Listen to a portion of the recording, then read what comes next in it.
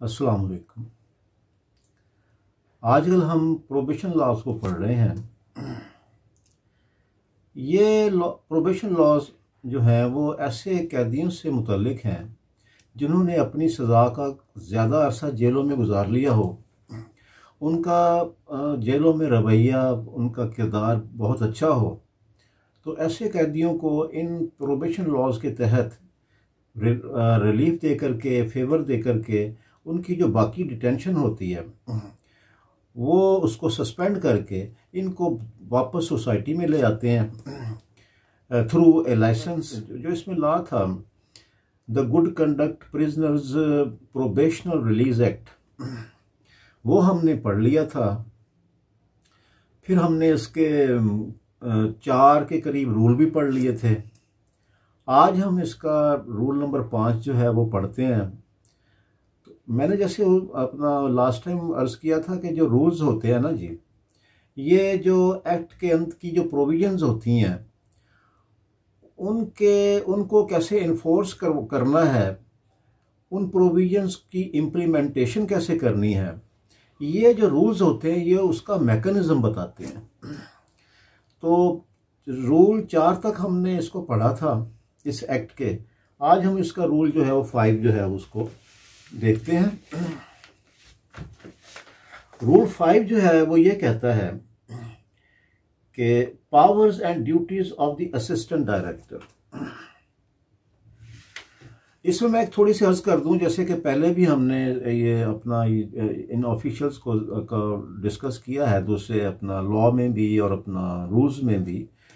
जो assistant director है इसका रोल काफ़ी इम्पॉर्टेंट होता है सारे प्रोबेशन लॉ में। असिस्टेंट डायरेक्टर जो है वो जेल सुप्रीडेंट के साथ मिलकर के ऐसे गुड कंडक्ट प्रिजनर्स की, जिनकी अभी सज़ा बाकी होती है, उनकी लिस्टें तैयार करते हैं। वो लिस्टें तैयार करके फिर आगे अपना जो डायरेक्टर प्रोबेशन एंड क्राइम होते हैं उनको भेज देते हैं। और फिर वो आगे जो डायरेक्टर रेक्लेमेशन एंड प्रोबेशन है वो आगे फिर गवर्नमेंट को यानी कि भेज देते हैं। गवर्नर साहब जो है उसकी अप्रूवल करके फिर वापस जो है वो असिस्टेंट डायरेक्टर के पास आ जाती हैं। असिस्टेंट डायरेक्टर जो हैं वो ऐसे प्रिजनर्स को जिनको उन्होंने रिकमेंड किया होता है कि इनको जेल इनकी सज़ा सस्पेंड करके इनको बाहर सोसाइटी में लाया जाए, फिर उनको वो बाहर जो है वो रिलीज़ कर दिया जाता है। तो इसलिए इसका असिस्टेंट डायरेक्टर का इसमें किरदार जो है इस सारे लॉ में काफ़ी इम्पोर्टेंट है। तो रूल 5 जो है वो ये कहता है कि powers and duties of the assistant director. इसका जो क्लॉज ए है, assistant director shall be generally responsible for the supervision, direction and control of all prisoners released under the act. इसकी जो क्लॉज बी है, subject to any general or special orders issued by the director, reclamation and probation, in this behalf the assistant director may place any prisoner released under the act under the authority of a parole officer and may delegate to him any of the duties in respect of such prisoners. तो आगे फिर जो है वो इन rules की बुनियाद पे जो असिस्टेंट डायरेक्टर होता है उसको ये पावर्स दी जाती हैं कि वो अपनी कुछ जो पावर्स हैं वो आगे पैरोल ऑफिसर्स को डेलीगेट कर दे। फिर पैरोल ऑफिसर्स उन जो पावर्स उनको डेलीगेट की होती हैं, ट्रांसफ़र की गई होती हैं, उनको एक्सरसाइज करके उन प्रिजनर्स के लिए फिर जो है वो मुख्तलिफ जो है वो अमूर सर अंजाम देते हैं। तो वो अभी जो पैरोल ऑफिसर है उसकी क्या ड्यूटीज़ हैं, उसके क्या फंक्शंस हैं और उसमें क्या उसकी पावर्स हैं, ये रूल 6 जो है वो हम उसमें पढ़ लेते हैं। रूल 6 जो है वो duties of parole officers. A parole officer shall work under the control of the assistant director and shall perform such duties and exercise such powers as may be assigned to them by the assistant director.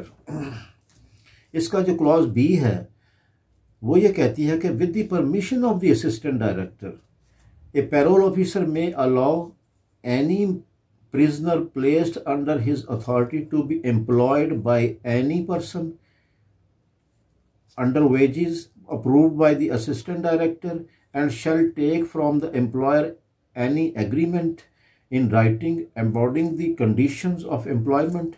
The payroll officer shall be responsible in such cases for seeing that suitable agreements are made for the lodging of the prisoners in sanitary conditions and for enforcing payment of the remunerations and other conditions of the agreements. तो payroll officer जो होता है वो under the supervision and with the permission of the assistant director ऐसे convicted offenders को जिनको jail से लेके आया जाता है उनको फिर वो काम करने की इजाज़त भी देते हैं कि ठीक है, अगर आप काम करना चाहते हैं तो काम करें। तो इस सूरत में अगर वो काम करना चाहते हैं तो इस सूरत में जहाँ भी उन्होंने काम करना होता है तो जो अपना जो उसका एम्प्लॉयर होता है ऐसे ऑफेंडर ऐसे सज़ा याफ्ता कैदी का जो एम्प्लॉयर होता है वो फिर उससे जाके मामला तय करते हैं। जो agreement between the employer and the employee होता है उसको देखते हैं, उसकी कंडीशंस को देखते हैं, जो जहाँ पे उसने कैदी ने काम करना होता है उस जगह की को देखते हैं, उसकी सैनिटरी कंडीशन को देखते हैं, उसका एटमॉस्फेयर को देखते हैं। जो एम्प्लॉयर और एम्प्लॉई कैदी के दरमियान में जो वेजेस तय हुए होते हैं उनको सारा वो अपना देखते हैं कि आया ये सूटेबल है कि नहीं, वो जो जहाँ पे उस जिस कंडीशन में उसमें काम करना है वो उस कैदी के लिए सूटेबल है कि नहीं। अगर ये सारी मामला देखे और ये समझे कि हाँ ये सब कुछ जो है वो suitable to the convict offender है, यानी जो कैदी है उसके लिए ठीक है, ये मामला मुनासिब है, तो वो उसको अप्रूव कर देता है। तो वहाँ पे फिर जो है कैदी जो है ऐसी इन्वायरमेंट में या एज अंडर दैट एम्प्लॉयर पे वो काम शुरू कर देता है।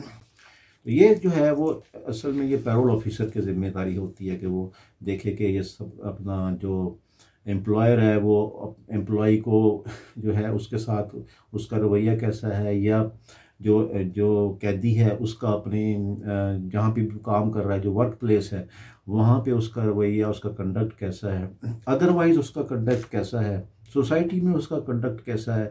ये तमाम जो मामलात होते हैं रिगार्डिंग द कॉन्विक्टेड ऑफेंडर, सज़ा याफ्ता कैदी जिसको बाहर लेके आया जाता है, ये सारे मामलात under the supervision of the assistant director parole officer ने देखने होते हैं और उनके ऊपर रिपोर्ट तैयार करके आगे भेजनी होती है।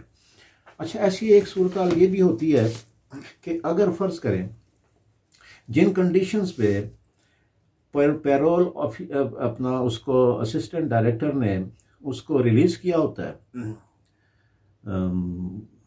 सज़ा याफ्ता कैदी को, अगर उन कंडीशंस को फुलफिल नहीं करता या उनको ब्रीच करता है या उनमें से किसी एक कंडीशन को ब्रीच करता है या वहाँ से भागने की कोशिश करता है या जो भी शराइत तय हुई होती हैं उसके जो लाइसेंस में उसमें लिखी होती हैं गवर्नमेंट ने कि ये फ़लाँ काम नहीं करेगा, जुरिस्डिक्शन से बाहर नहीं जाएगा, ये इलीगल एक्टिविटी में इन्वॉल्व नहीं होगा, ये अगर सारी इनमें से कोई एक अपना जो कंडीशन वो अगर ब्रीच करता है ऑफेंडर, तो इस सूरत में जो पैरोल ऑफिसर होता है वो एक रिपोर्ट तैयार करके इस सारे मामले की वो फिर असिस्टेंट डायरेक्टर को देते हैं। असिस्टेंट डायरेक्टर फिर उस पर अप्रूवल कर अपनी रिकमेंडेशन देते हैं कि जनाब ऐसे कैदी का जो लाइसेंस अपना जारी किया गया है कि वो जेल से बाहर अपनी सज़ा काटे जितनी भी उसकी बाकी रह गई है, ये जनाब उसका लाइसेंस जो है वो रिवोक किया जाए, मनसूख किया जाए।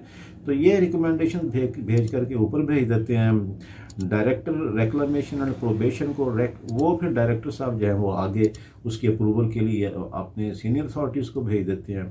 तो इस सूरत में फिर जो है वो उसका विद दीज रिकमेंडेशंस कि ठीक है जी ऐसे जो भी कोई सज़ा याफ्ता कैदी है वो अगर अपनी इस फेवर को मिसयूज़ कर रहा है तो उसका लाइसेंस जो है वो मनसूख कर दिया जाए, उसको दोबारा वापस जेल में भेज दिया जाए।